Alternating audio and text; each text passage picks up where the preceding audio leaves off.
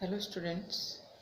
आज के वीडियो में हम औद्योगिक क्रांति के कारणों के विषय में अध्ययन करेंगे। इससे जो पिछला वीडियो था उसमें हमने उसके औद्योगिक क्रांति का अभिप्राय और इंग्लैंड में उसके प्रारंभ होने के कारणों के बारे में अध्ययन किया था। आज हम इसके समग्र कारणों की जो वजह है उनका अध्ययन करेंगे कि औद्योगिक क्रांति का प्रादुर्भाव क्यों हुआ।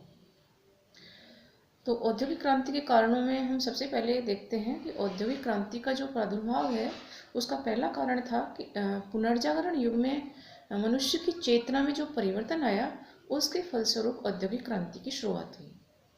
पुनर्जागरण युग में मनुष्य की चेतना धर्म केंद्रित न होकर के मानववाद पर आधारित हो गई थी। इससे मनुष्य के जीवन को अधिकाधिक सुखपूर्ण बनाने की कोशिश की गई, जिससे नई नई वस्तुओं की मांग बढ़ी। फलस्वरूप औद्योगिक क्रांति की शुरुआत हुई। दूसरा कारण जो औद्योगिक क्रांति का था वो ये था कि 16वीं और 17वीं शताब्दी में यूरोप के साहसी नाविकों ने एशिया, अफ्रीका और अमेरिकी महाद्वीप के अनेक अज्ञात देशों की खोज की, जिससे यूरोपीय देशों को भौतिक व मानवीय संसाधनों का नया खजाना हाथ लगा। उन्हें कच्चे माल की प्राप्ति के लिए नए नए प्रदेश मिले, साथ ही निर्मित वस्तुओं के लिए बाजार उपलब्ध हो गए, जिससे औद्योगिक क्रांति का प्रादुर्भाव हुआ। यानी इस तैयार माल को बेचने के लिए और उपनिवेशों से जो कच्चा माल है उसकी प्राप्ति सुलभ हुई और फिर इस तैयार माल को उपनिवेशों में आसानी से बेचा जा सकता था। फलस्वरूप औद्योगिक क्रांति की शुरुआत हुई। तीसरा कारण जो था औद्योगिक क्रांति का वो था कृषि के क्षेत्र में अभूतपूर्व परिवर्तन हुए। कृषि तकनीक के कृषि पद्धति जो थी उसमें आमूलचूल परिवर्तन हुए। यूरोप में विशेष रूप से इंग्लैंड में व्यापारिक क्रांति के प्रभाव से 18वीं शताब्दी के प्रथमार्ध में यानी 1700 से लेकर के 1750 ईस्वी में कृषि में विकास होने लगा। कृषि में नए नए यंत्रों और मशीनों का आविष्कार हुआ, जिससे आगे चलकर औद्योगिक क्रांति का प्रादुर्भाव हुआ।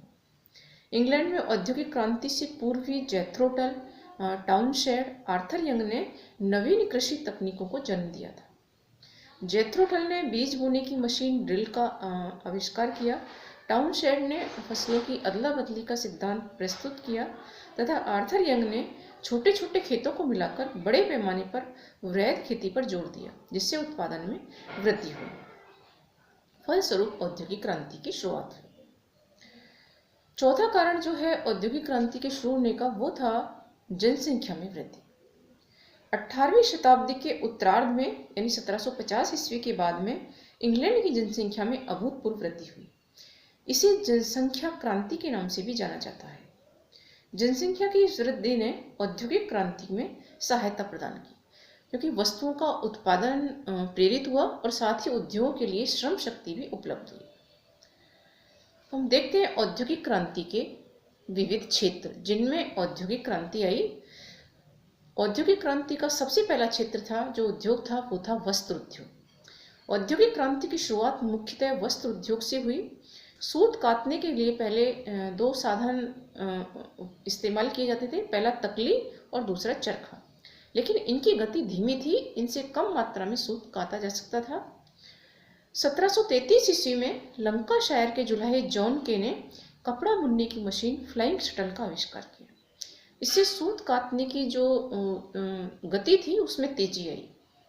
1764 में जेम्स हारग्रीव्स ने स्पेनिंग जेनी नामक मशीन का आविष्कार किया जो एक साथ 8 सूत काट सकती थी।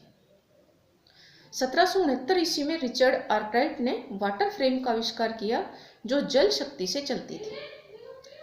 इसके बाद में 1799 ईस्वी में सैमुअल क्रॉम्पटन ने हारग्रीव्स की स्पेनिंग जेनी और आर्कराइट की वाटर फ्रेम को मिलाकर के म्यूल नाम की एक नई मशीन बनाई जो बहुत ही अच्छा धागा उत्पन्न करती थी।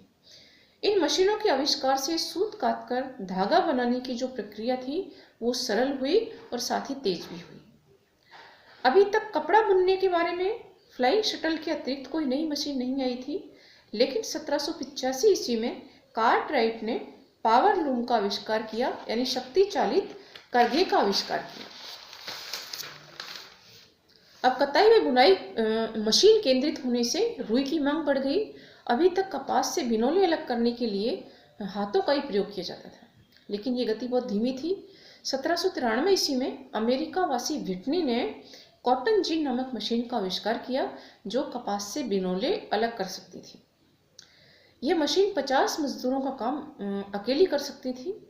1825 ईस्वी में रॉबर्ट्स ने स्वचालित बुनाई मशीन बनाई। 1846 में एलियास हो ने सिलाई मशीन का आविष्कार किया। हम देखते हैं वाष्प शक्ति के क्षेत्र में क्रांति, भाप की शक्ति के क्षेत्र में।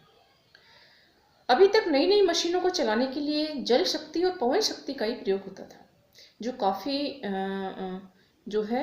मेहनत साध्य थी, कारगर नहीं थी। 1712 ईस्वी में न्यूकोमन ने खानों से पानी बाहर निकालने के लिए वाष्प इंजन का आविष्कार किया। 1769 ईस्वी में स्कॉटलैंड के जेम्स वाट ने न्यूकोमन के इंजन में सुधार करके नया वाष्प इंजन बनाया। तो इस प्रकार भाप की शक्ति का प्रयोग भी मशीनों को चलाने के लिए होने लगा। अब देखते हैं लौह और इस्पात उद्योग में औद्योगिक क्रांति की शुरुआत। नई मशीनों के निर्माण के लिए लोहे की मांग बढ़ी, लेकिन कच्चे लोहे को साफ करने के लिए जो प्रक्रिया अपनाई जाती थी वो काफ़ी पुरानी थी। इसमें कच्चे लोहे को पिघलाकर शुद्ध लोहा प्राप्त किया जाता था और इसमें लकड़ी के कोयले का इस्तेमाल किया जाता था। लेकिन जब ये बड़े पैमाने पर उत्पादन होने लगा तो लकड़ी के कोयले की कमी हो गई। 1709 ईस्वी में इब्राहिम डर्बी ने लोहे को पिघलाने के लिए लकड़ी के कोयले के स्थान पर पत्थर के कोयले कोक का आविष्कार किया। ये लकड़ी के कोयले से अधिक मात्रा में ऊष्मा दे सकता था।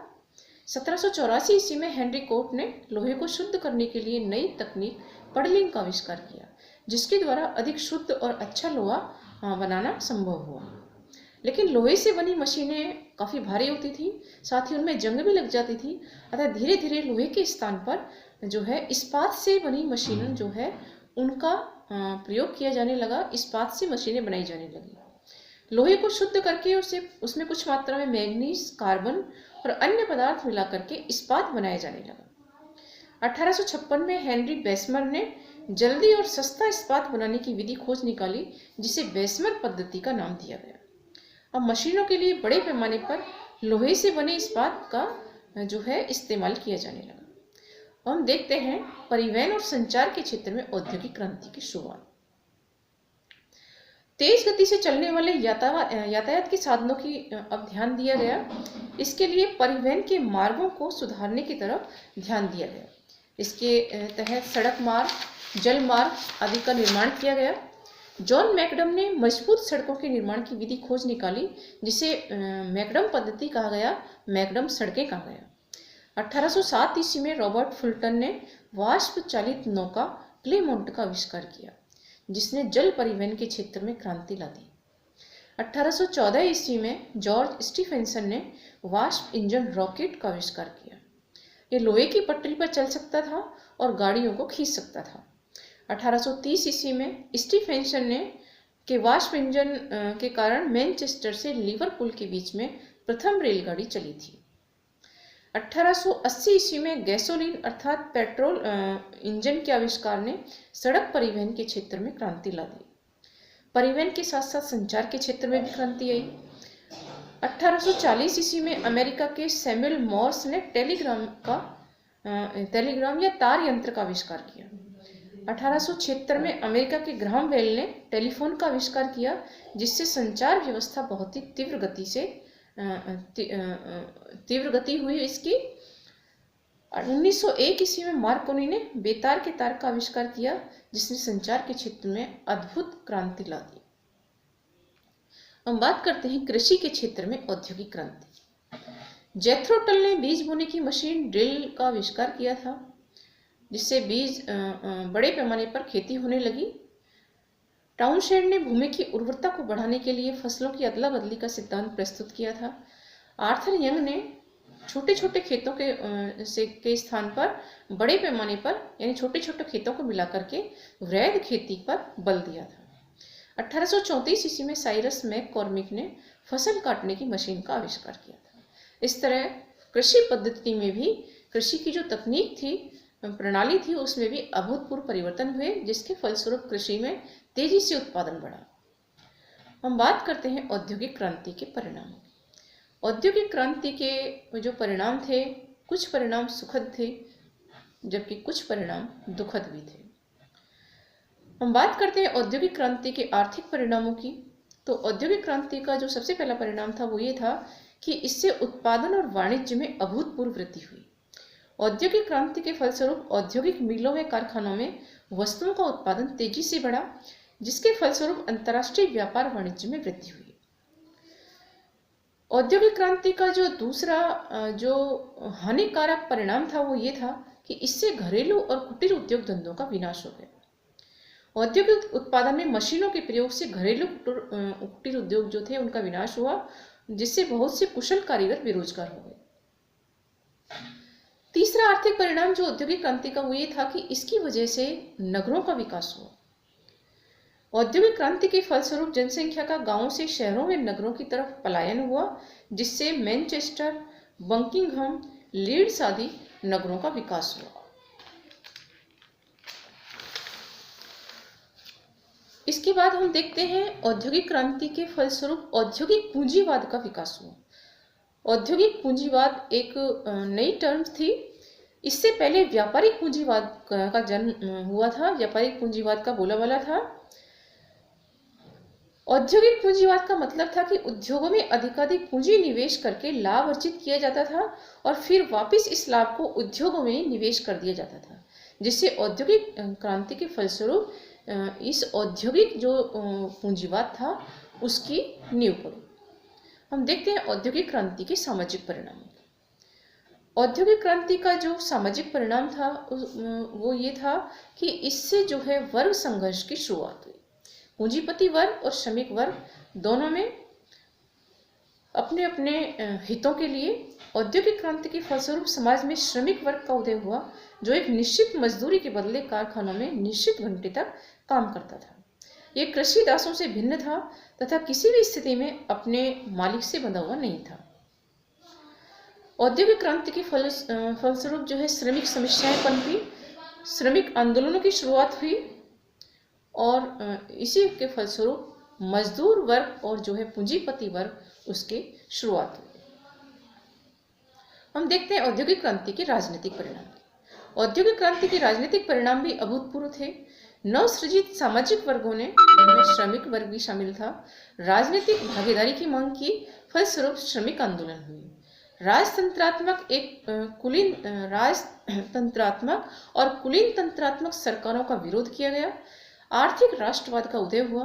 अंतर्राष्ट्रीय व्यापार द्वारा अपने देश को अधिकाधिक धनवान बनाने और आयात के विरुद्ध ऊंचे टैक्स लगाने की नीति अपनाई गई। तो इस प्रकार औद्योगिक क्रांति ने समूचे विश्व को गहन रूप से प्रभावित किया था।